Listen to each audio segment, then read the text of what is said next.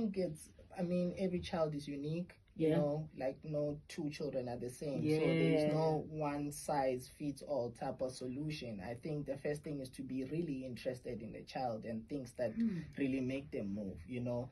So, you know, children most of the time will respond a lot to, you know, a positive, almost like immediate positive outcome from whatever they're doing. So I try to set up rewards that are aligned with the kids' interest.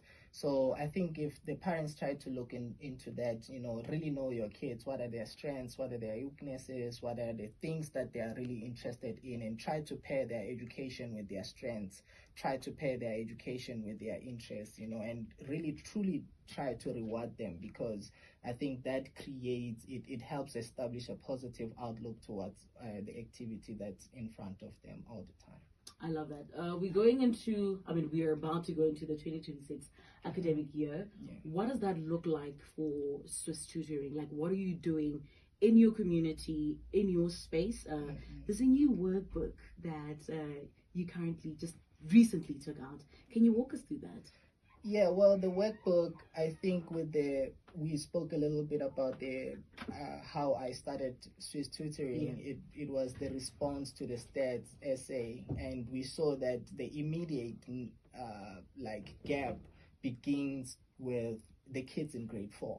So I thought with the activity book we can start there, but it's not going to be the only activity book that's coming out. I think it's the one that is opening the rollout for many other activity books from grade R to grade 9.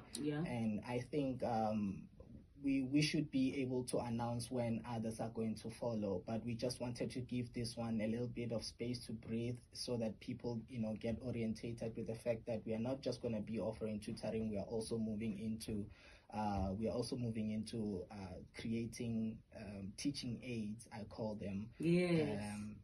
And also like gamified experiences of learning as the response to like things like lack of interest in education for kids.